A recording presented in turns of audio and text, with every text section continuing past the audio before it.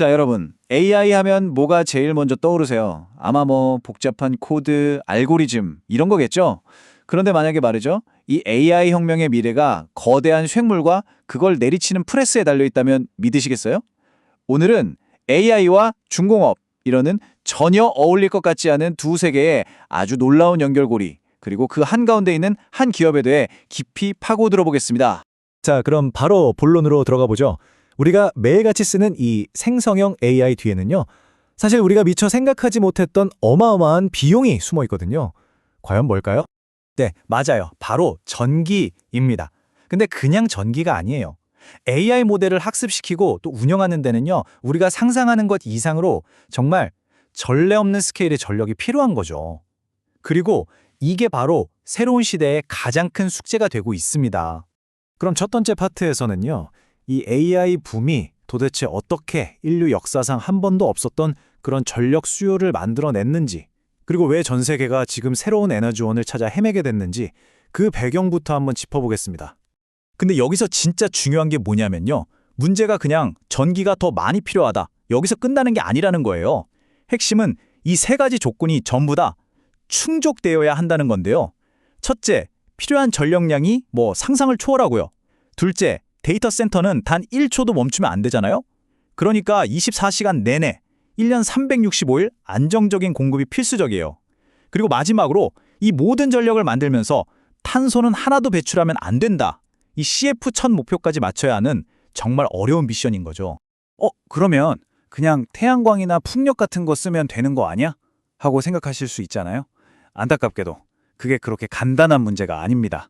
여기에는 아주 명확한 한계가 있어요. 바로 이 그림이 모든 걸 딱 보여주는데요. 보세요.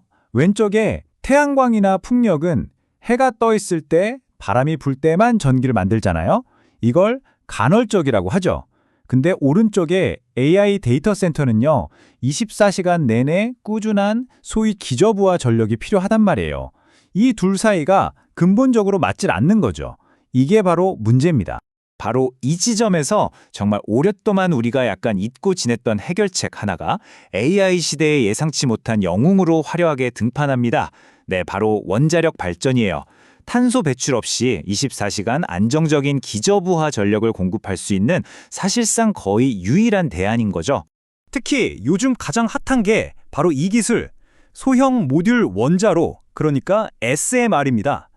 이게 뭐냐면 예전처럼 막 거대하게 짓는 원전이 아니고요. 공장에서 부품을 딱딱 만들어서 현장에서 조립하는 방식이에요.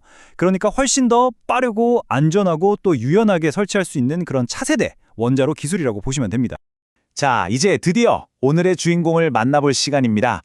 이 새로운 원자력 시대의 심장, 그 핵심 부품을 만드는 아주 특별한 회사가 있습니다. 이 회사를 가장 쉽고 정확하게 설명하는 비유가 바로 이거예요. 원자력 시대의 TSMC.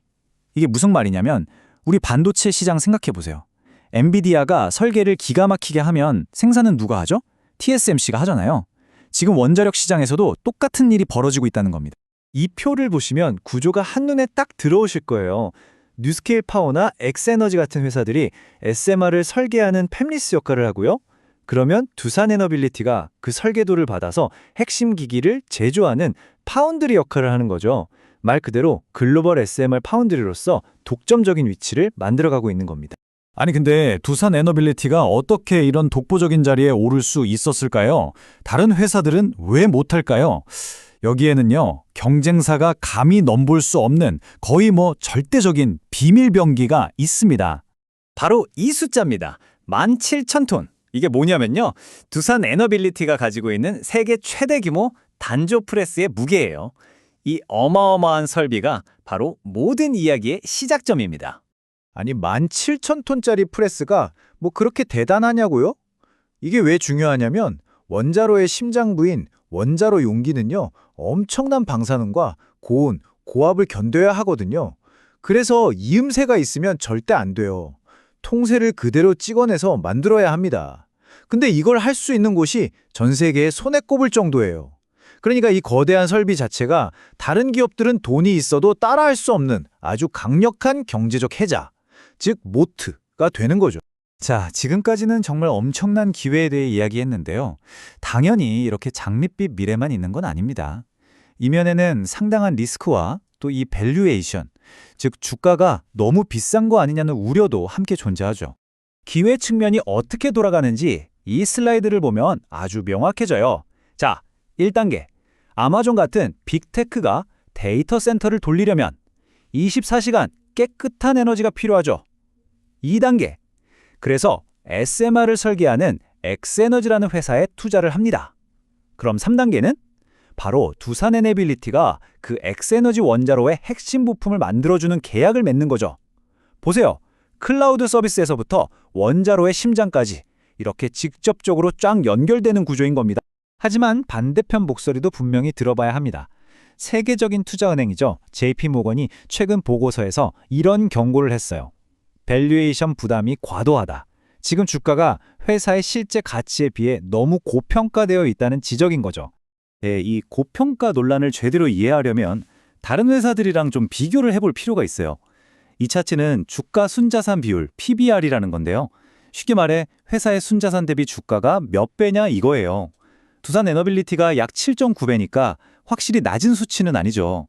하지만 에너지 슈퍼사이클로 똑같이 주목받는 HD 현대일렉트릭이나 한전기술의 PBR이 20배가 넘는 걸 보면 두산의 밸류에이션이 시장 전체에서 봤을 때 완전 동떨어진 이례적인 상황은 아니구나라는 것도 알 수 있습니다. 그 밖에도 우리가 좀 지켜봐야 할 리스크들이 몇 가지 더 있습니다. 예를 들어 올해 있을 미국 대선 결과에 따라서 원전 정책이 바뀔 수도 있고요. 또 과거의 뉴스케일 프로젝트처럼 SMR 프로젝트 자체가 지연되거나 아예 취소될 가능성도 무시할 수 없죠. 그리고 마지막으로 단기적으로는 오버행이라고 하는데요. 주식으로 바뀔 수 있는 채권 물량이 주가에 부담을 줄 수도 있다는 점도 알아두셔야 합니다. 자, 이제 다시 좀 큰 그림으로 돌아와서 오늘 이야기를 한번 정리해볼까 합니다. 우리는 지금 다음 산업혁명을 이끄는 동력이 과연 무엇인지 그 근본적인 질문을 다시 던져야 할 시점에 와 있는 것 같아요.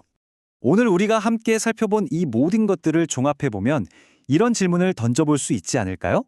어쩌면 AI의 미래는 우리가 생각하는 그런 눈에 보이지 않는 코드가 아니라 우리 발밑에 단단한 콘크리트와 저 뜨거운 쇳물, 바로 그 강철 위에 세워지는 것은 아닐까 하고 말이죠.